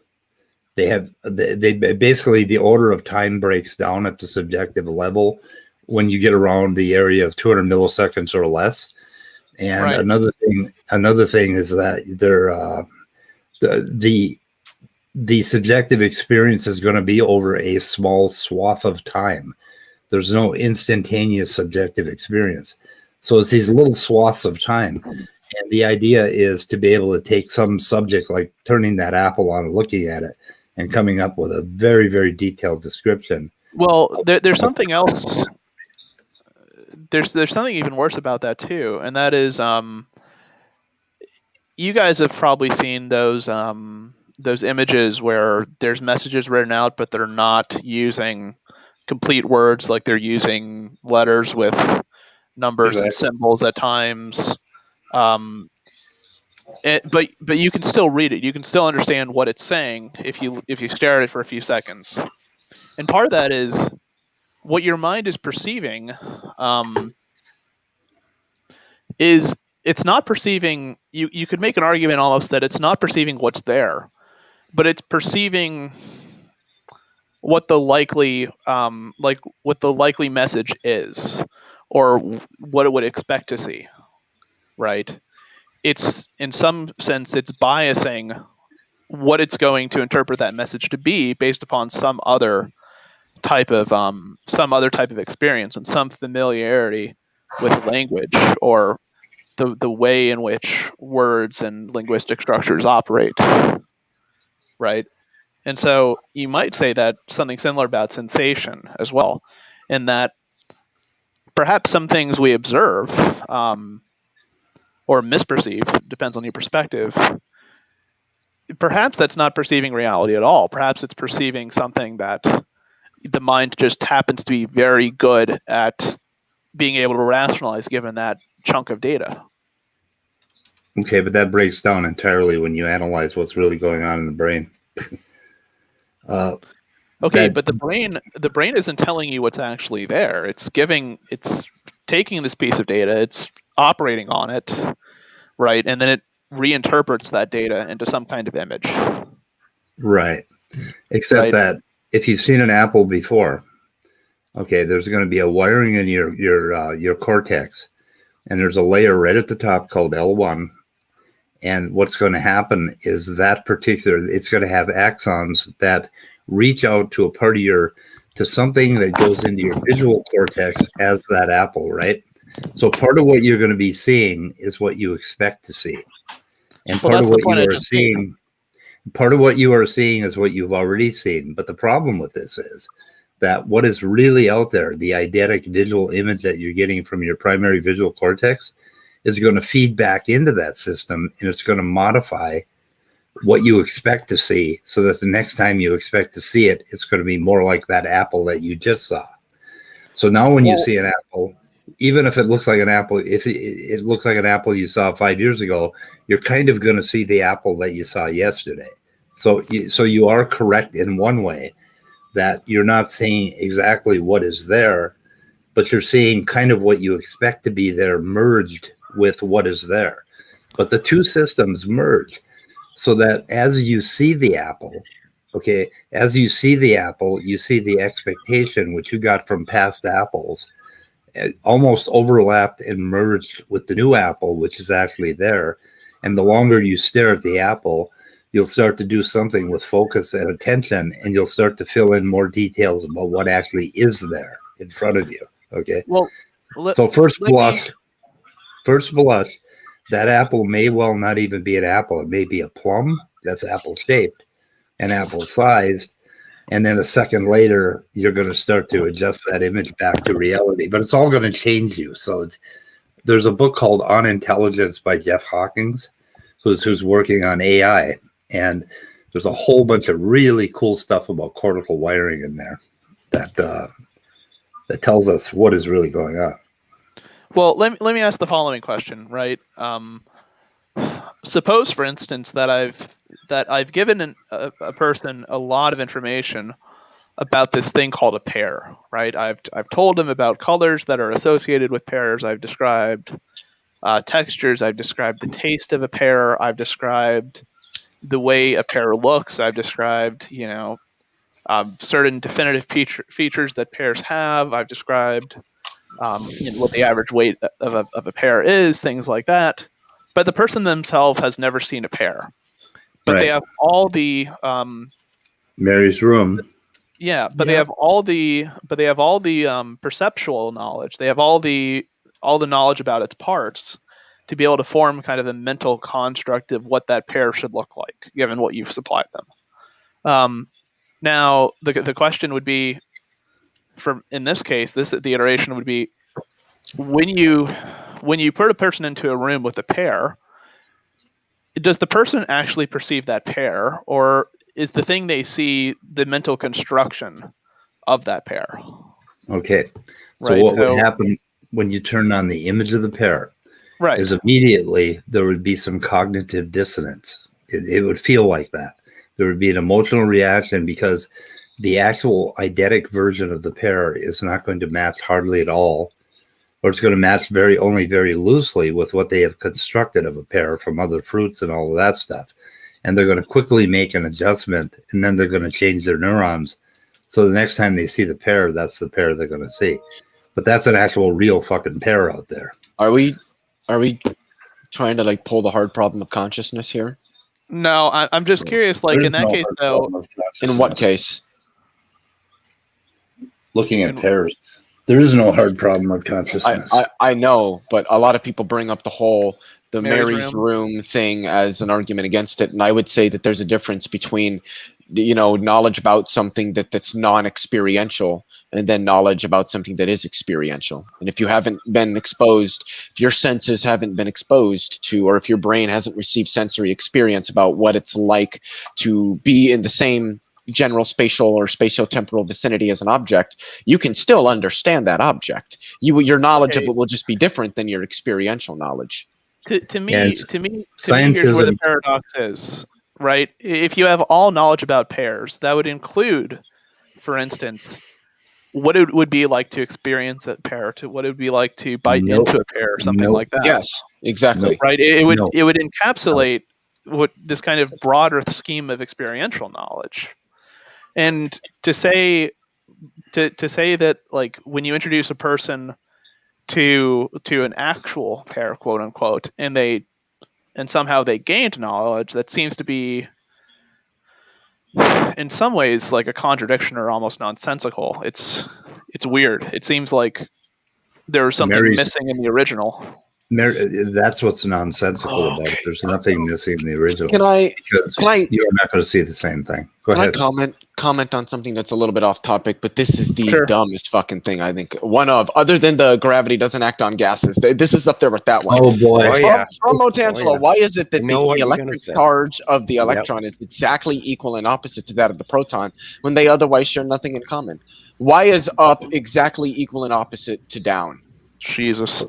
What are we looking at? Why is left exactly equal and opposite to right? But Speed, I just want to get this. I just want to get this out of the way. What do you think? What do you think? Like the nonsensical aspect, like towards Mary's room, is? Okay, because the nonsensical aspect is that you can construct with knowledge experience. So that when they say there's something that's unknown, what that something is the actual instance of your organism, you as a biological organism encountering that particular that perception through your eyes and through your primary visual cortex, all the way through your temporal lobes, all of that. That is not okay. You are not going to be able to construct that by talking to a person. Okay. No, but but there's a caveat before you criticize. There's a caveat. You can construct something where they are going to say, "Oh yeah, okay, that makes sense," because you're going to be able to construct it in some manner. But like for instance, if the person has seen apples and they've seen watermelons and they've seen everything but the pear, right? You're going to be able to construct something that seems, like, oh, this is familiar and it makes sense to them, right? But you are never going to construct what the actual experience of seeing a thing is. Even if you've seen the thing 1,000,000 times, you're never going to see that same thing in the same way twice. There's always going to be some new information from the actual experience of seeing the color red that you could never get with verbal descriptions. Okay, but so are you? Is one of the things that you're trying to say is that you don't think it's possible to formulate propositionally what the experience of seeing a pear or seeing an apple would be like? Correct. Yeah, you can never completely flesh out the whole. When you think about it, think if you had a tree, okay, a tree with branches, okay, and tip the tree upside down, and you're at the base of the tree, and you're looking down, and you can see all the branches, right? Yeah. You can see all the fine branches all the way down to the ground. It's a 10-foot tall tree. Now put the tree in a average lake with somewhat murky water, and dip it into the water, and you're at the surface and you're looking down, and you're going to be able to see parts of that tree very clearly. Those are the rational verbal parts of the tree that you can call out, right? You can extend that set. You can say, I see these things. You can verbalize it.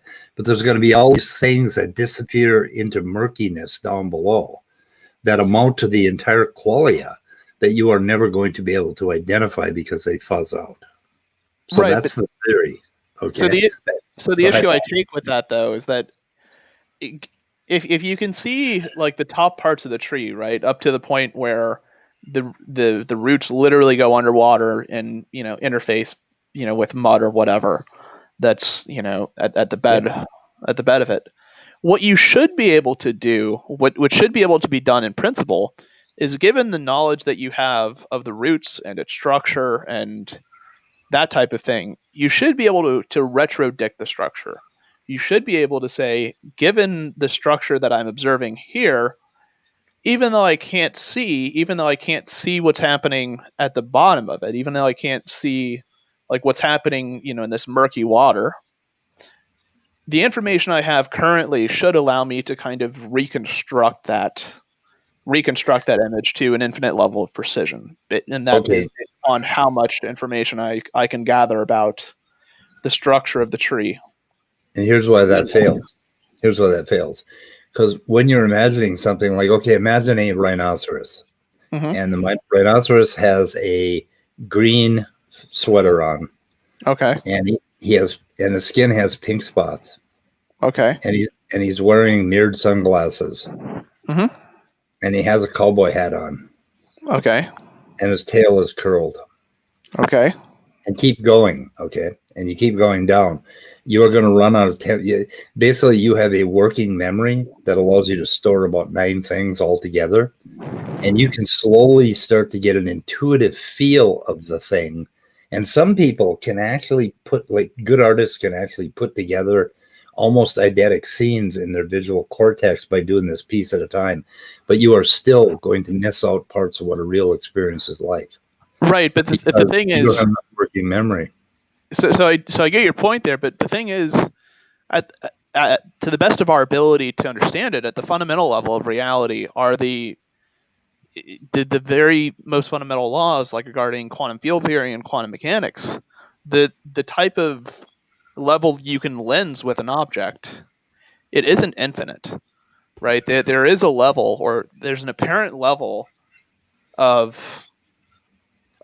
like length and time and things like that you can't go beyond, where it doesn't make sense to go beyond a certain distance, being the Planck distance, for instance. Correct. But right.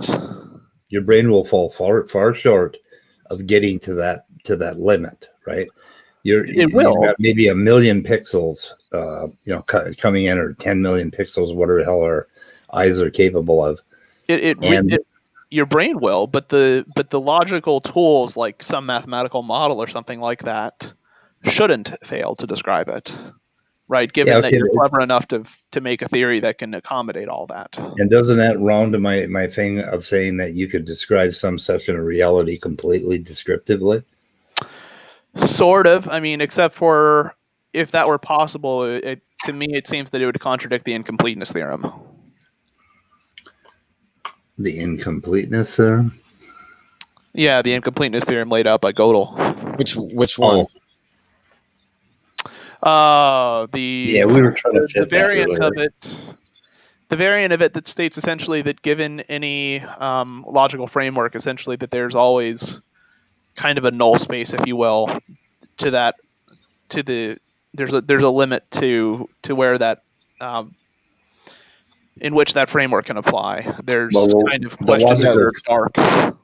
And that's the logical framework. There's two of them, I think. 2 or 3. I can't remember. The logical framework can't prove itself. Basically, you can't. Yeah. You can't have an entirely consistent, provable framework. That there's going to be something that you have to add. If the system is internally consistent, you won't be able to prove the axioms using that system. If you can prove the axioms of the system using the system, then the system is not internally consistent. Yeah. Anyway. Right, but that seems to be kind of like the hole in the scientism argument that you're trying to make. I would argue that perfect reconstruction. Gödel's incompleteness theorems are a major problem for scientism. Not really. I also think that should we talk about Gödel's? Should we schedule something tonight to talk about the incompleteness theorem and why it kind of just takes a huge axe to scientism? I spent an entire quarter in college proving that motherfucker, and I don't think I ever want to think about it again. Okay. I can see why. It's completely eviscerated your love child. How does it do that? How does it do that? You can't know if scientism is true using scientism. Exactly. Why do you need to know scientism is true in order to use it? The thing is that scientism is essentially the proposition that all truth or all knowledge can be attained through purely the scientific methodologies that we have. That's not a straw man. It's just straw man. Straw man.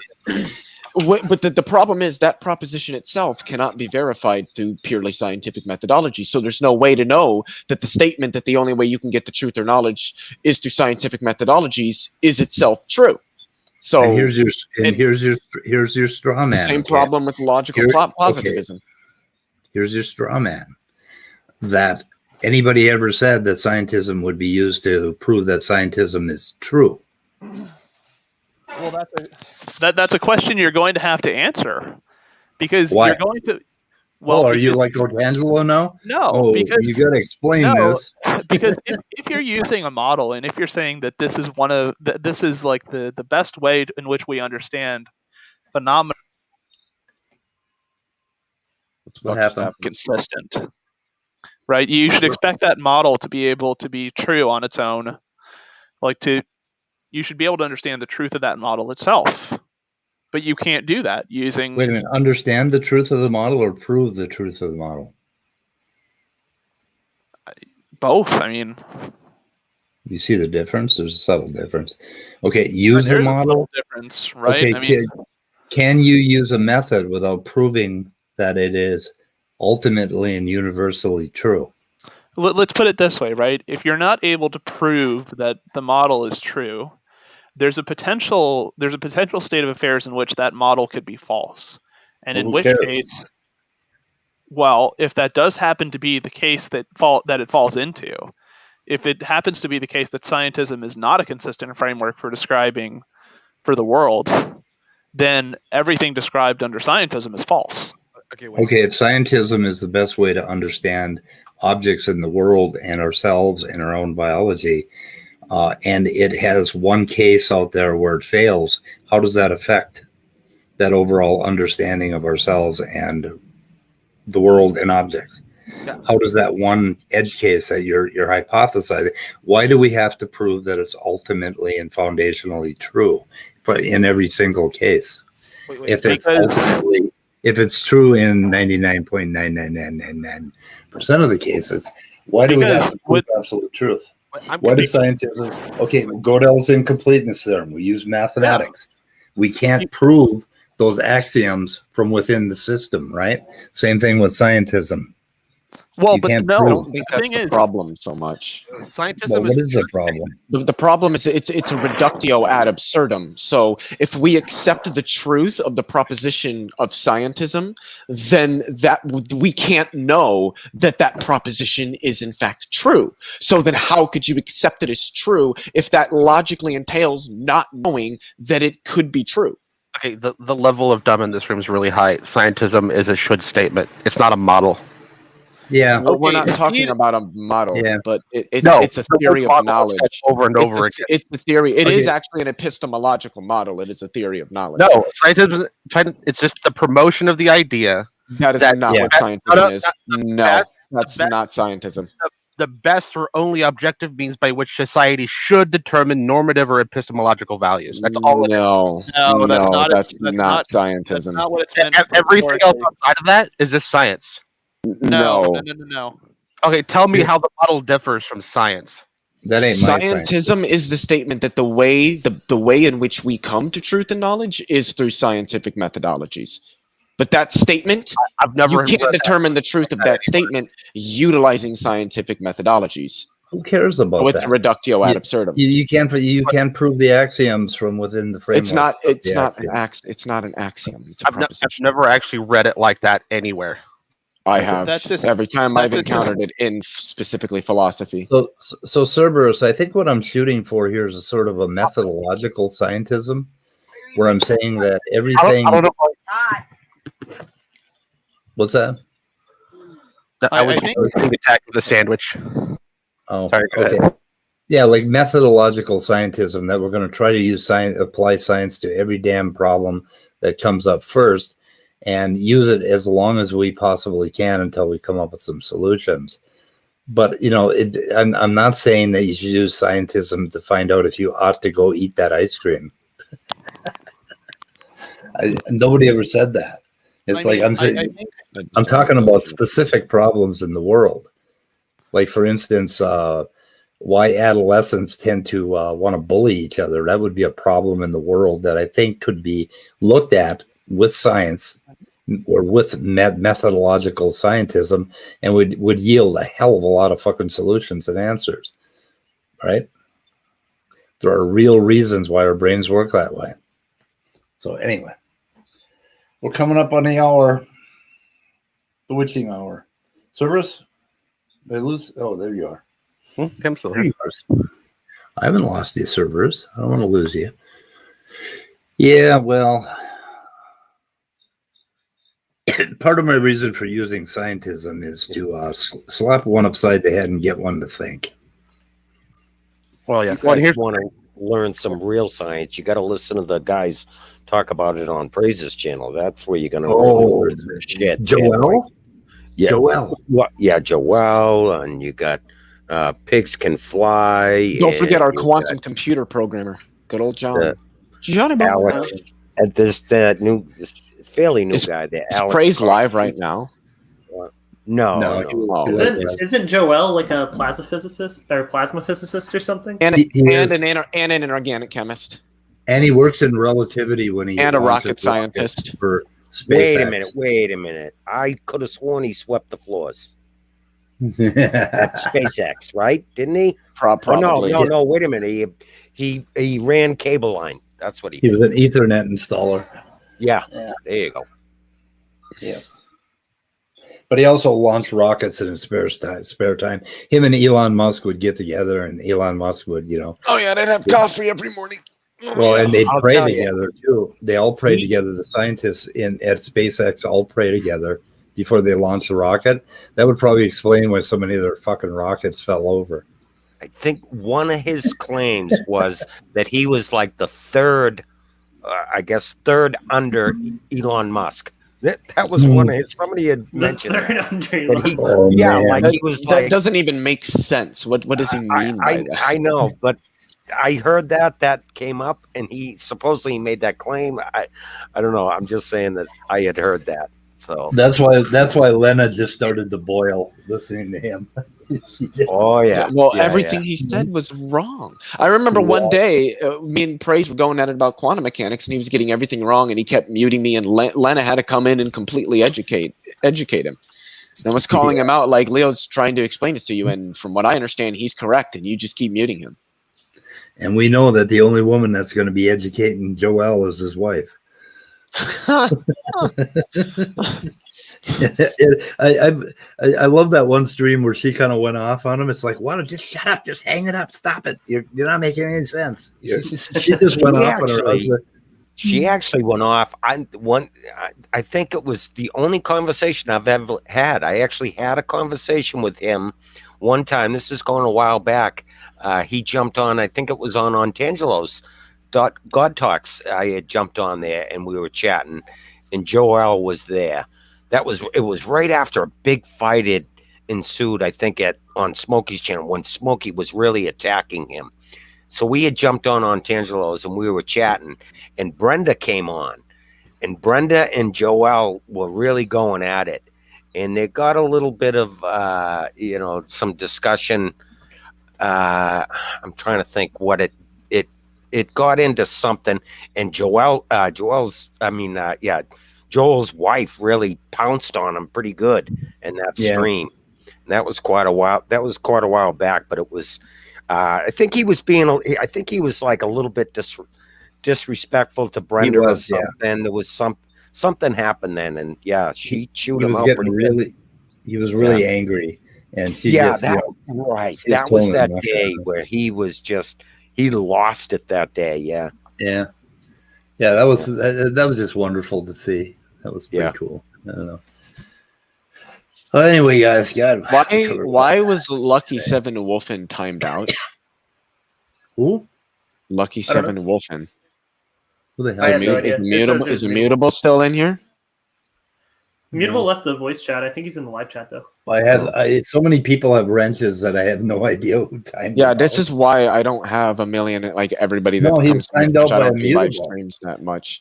That's why I don't give everybody wrenches, because then it's just not. I don't.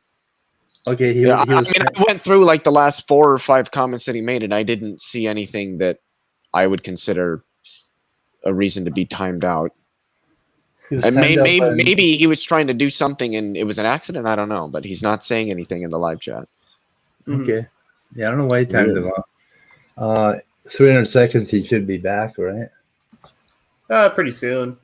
Yeah, 5 minutes. I don't know how to untime, but that's okay. It's a stream lasts that long. I know you were following along a little bit, Leo, but my God, there was quite some battles going on with Tangelo was battling with everybody on everything. There was so much he was saying. It's just wrong. Yeah. Like today in the live chat. Yeah. Typical. There was a lot of stuff there. Okay, Randolph Richardson. It's the same argument. Yeah. Lucky 7 didn't say anything. What the fuck? Why did he get timed out? Can you untime out a person? You can't, can you? I don't think so. Maybe it was accidental. I don't know. The one thing that I really like that Otangelo said here: if the mass of the down quark was increased 3 times, we would have a hydrogen-only universe. Here, no neutron is safe. Even inside nuclei, neutrons decay. Once again, in case your chemistry textbook, goodbye. Most chemistry textbooks, at least until you get to probably like a graduate level chemistry textbook at a university, is going to be talking about quantum mechanical effects. So why would we kiss the textbooks to say the same thing you're saying goodbye? Well, what do you mean quantum mechanical effects? Because we definitely did like collapsing wave functions and shit. I mean, yeah, in chemistry, once you get into at university, you go over a little bit about quantum mechanics, but yeah, it wasn't getting into like electroweak theory and chromodynamics is not. We never did that. Part of undergraduate chemistry. Yeah. Why? What is he saying? Go ahead. Well, sorry, Antangelo's making the same mistake that a lot of some scientists make, is that the mechanisms and the effective mechanisms are separate. If you want to think about the fine tuning, right, they're separate knobs.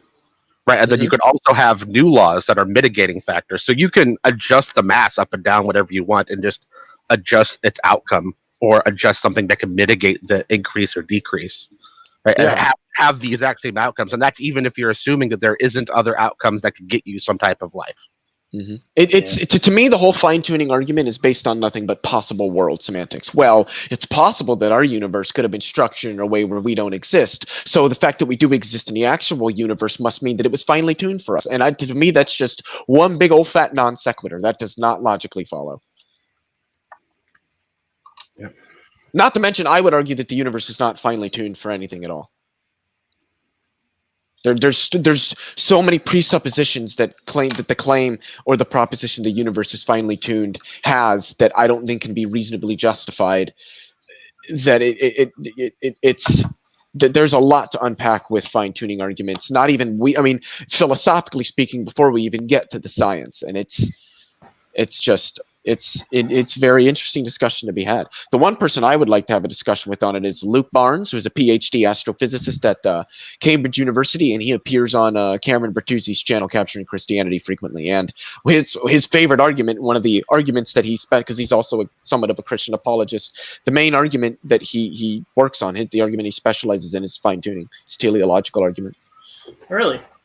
Has he actually like done the math to show that like I think he has done some calculations, but I mean, I'm not gonna, and this isn't to say that to sort of take anything away from the work that he's done, but I mean, it's nothing more rigorous than the calculations that anybody's done on it. That's, it just comes down to statistical models, probabilistic models based on statistics. But when you really think about it, we don't really, and this is where I said it just comes back to possible world semantics.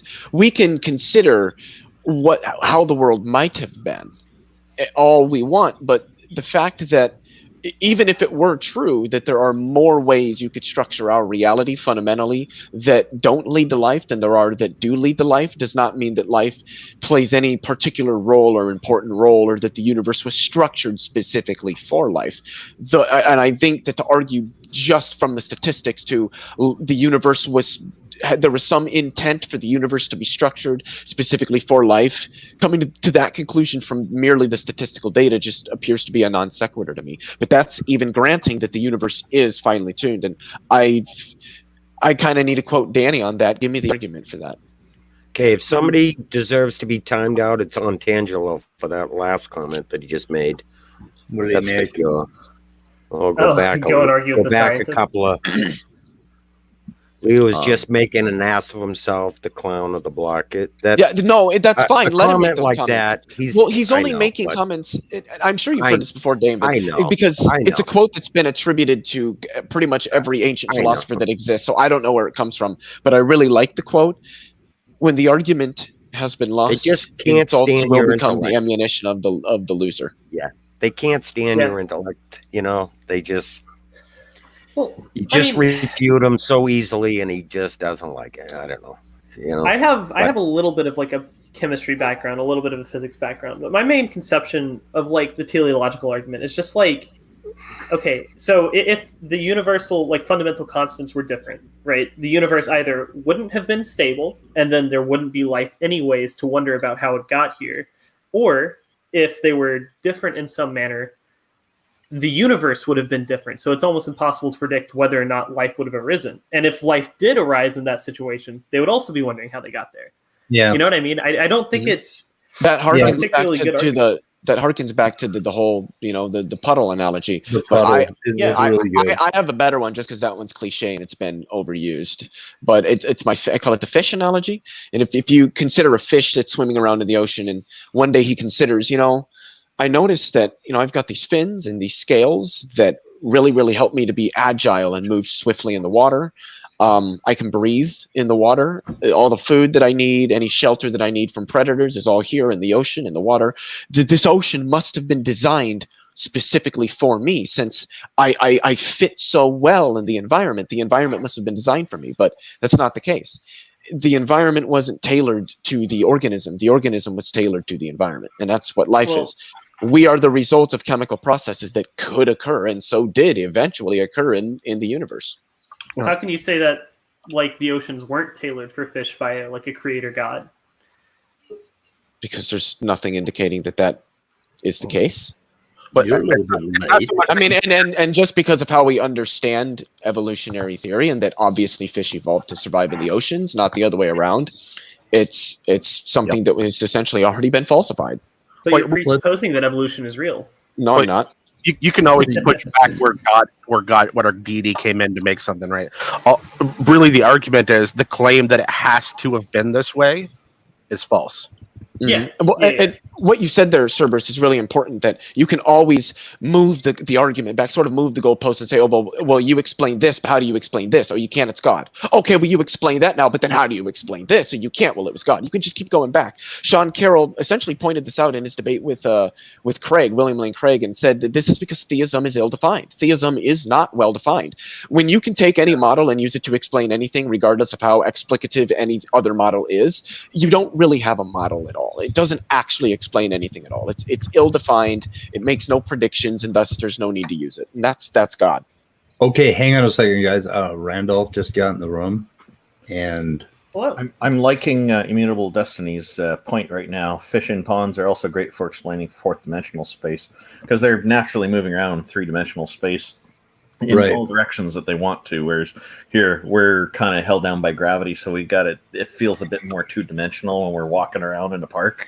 Even though it is three-dimensional space we're in. Yeah, it's a good one. The list of possible rules is unbound, meaning they're essentially infinite, meaning you have an infinite number of combination of rules that will give you life exactly like it is now, and an infinite number of set of rules that will give you different combinations that will give you something that you could call life that isn't like it is now. Yeah, and we're here, so we're the ones asking, why are we here? It's like, it just seems ridiculous to ask that question when we're here. And who the fuck else would ask? I got to give some credit to Otangelo, because just a few minutes ago in the chat, he stated that science is neutral. So I point, yes, it's impartial. It's supposed to be. Yeah, he said science doesn't support naturalism. Well, of course not. Yeah, but I agree with the first part where he says science is neutral. So I would argue that the methodologies and what science is and has been for humanity can be utilized in philosophical arguments for naturalism. But naturalism is philosophical. So defending naturalism, while the arguments are going to be philosophical, albeit at that point, you can still utilize science or principles or experiments, research data, what have you, from science to support those philosophical arguments. But the arguments themselves will still fundamentally be philosophical, because that's what naturalism is. Naturalism is a philosophical worldview. So Otangelo just pointed out that I am not neutral. I am biased. Hey, I wanted to say something about that. Incredible. I've been following along, chat, and basically I didn't really see anybody say anything really bad to Otangelo. Just they were stating that he was wrong. I didn't see any really bad insults until just now, until he started really making some insults, and then people. Did anybody zing him back? Yeah, a little. Yeah, So Red Fang did. Red Fang did. Yeah, and I mean, I don't know. I could be wrong about that, but I've been following along, and basically, I was seeing just people saying you're wrong, and that was pretty much it. I didn't notice anything, but I could be wrong. But there was something. I don't know. Go ahead. Go ahead. Well, I was just gonna say, I think it's fair. Like, if he insults people, because I definitely think he's gotten his fair share of beatings and shit before by the people like in this panel. In this chat. Yeah, absolutely. Yeah, he has. Absolutely. He's got Definitely shouldn't complain about that. that's for sure. Hang on a second. Otangelo is calling me out again. Otangelo, I am so ashamed. I am so ashamed for being biased on my channel towards atheists. Shame! Ding, ding. I feel shame. I will say that I don't consider myself to be truly impartial. It's something I strive for, but I assume that I'm not. And I don't think even fucking Exactly. I'm the strive for same way. I strive for it, and I take the assumption that I'm not going to be impartial and everything, because we're we're not perfect. Yeah, it's I not don't even even- possible, I would say. Fucking CRISPR. What is Otangelo wrong about today? Cosmology and physics. Yeah. I The just usual. want to point out that you guys are great for striving. I don't even bother to Electricity, strive. right? No, I He's don't, wrong I don't about bother it. either. Where does the electric charge come from? He doesn't know anything about I have to electricity. yet. admit that I don't always strive as much as I should as well. I mean, there are certain places where I don't strive. Like I am partial to, say, universal healthcare, and I don't care to be impartial in that debate, because in my mind the data is quite clear and which is obviously better. So I have a level of partiality there. But I tend to find that where I do have partiality to some particular idea or position, principle, what have you, that there tends to be evidence that one can utilize to provide a cogent or substantive argument to defend that particular position. Can I point out something about universal healthcare? I've had to make 2 appointments with specialists in the last week, basically, and both of them I couldn't get a fucking appointment for like 3 months, and both things are really critical, right? Mm-hmm. And isn't that the complaint against basically universal health care? Like in Canada, even though it's trivial, because it doesn't in any meaningful way contribute to a drop or a reduction in the quality of the outcomes and the affordability of the system and the amount of people covered. So the overall quality and efficacy of the system isn't really affected by that. Right. However, there are numerous systems where that problem is a little bit more prominent, and it is here in the United States, despite the fact that we don't have a universal healthcare system, which seems to suggest that this isn't a problem intrinsic to specifically universal or single payer systems. But there are many countries that have found ways around this that have drastically reduced wait times as a problem. Yeah. Anyway, guys, I want to wrap up for the day. Can I say one more thing? I did want to say it earlier, and this was something that I pointed out, I believe it was yesterday or the day before, I can't remember, and something that I've actually asked Otangelo. He's never given me an answer, as it concerns somebody like him who makes the argument that, the intelligent design argument, but then also makes a fine-tuning, the teleological argument, where he argues that reality is such that it was designed such that it can allow for life to exist and flourish within it. But then in almost the same breath, he makes the statement that, well, reality of its own accord can't develop life. So how is it that you can make the claim that the reality that is, by your own admission, impossible to develop life of its own accord naturally is somehow finely tuned for life when it can't develop life? That makes, there seems to be, I don't want to say that those are mutually exclusive necessarily, but there definitely seems to be something off about trying to argue both those points simultaneously. And I'm just curious how Otangelo overcomes that, because fundamentally that is his worldview. The same reality that cannot in any way, shape, or form develop life of its own processes, those same processes are finely tuned for life. It makes no sense. So it's an enigma that Otangelo can be more wrong every day, yet his arguments never change. How the fuck does Otangelo just say God done it? It's just God done it, Leo. I don't understand. Yeah, it was magic. It was magic. The problem I have with the whole fine-tuning argument, it just looks like a fallacy of the consequent, because there doesn't seem to be any way that we can tune any of that stuff. So they're just observed phenomena. It's just the way it is, and to call them constants is kind of, I think, inspired. That's just a linguistic convention. Yeah, but I think it's inspired in some of these people to think that, especially with the term laws. That's a big word. Oh well, laws require a lawgiver. Scientific laws are not like a law in a much more. Phenomena. Yeah, they're not a law in the strict philosophical sense. They're things. Yeah, they're things that we have observed to be consistent. We put them into a form and call it laws out of convenience. It's like when people express time, they express it as a fourth dimension just out of convenience. Yeah. Well, I mean, it is a fourth dimension, but it's more the tense of that dimension. Past, present, and future, which are things that don't really exist, but that's how we experience it. So we have to talk about. Yeah, exactly. It's an abstraction of our experience of reality. It's the way that we describe how we experience it. That's essentially what things like, in my worldview, things like physics, mathematics, science, our languages, all that are just abstract conventions that humans developed as a way of talking about and communicating and understanding and describing our experience of the reality that we find ourselves in. Yeah, like there's a law that this stream ends at 4 p.m. every day, and sometimes it's violent. But think about it now. Think about the fine tuning that went into that law. I mean, the fact that I end my streams at 4 p.m. every day. How improbable is that? I mean, the universe is fine tuned so that Speed's weather report ends at 4 p.m. every day. Mm-hmm. Anyway, how improbable. You see what I'm saying here, guys? Yep, I'm out of here. I'm going to go enjoy the beautiful weather. You guys take it easy. Be well. Yeah, it is beautiful. Yeah, so pretty. Okay, I'm going to end this cruel thing. I don't know. It sounded like a lot of world. Stay curious.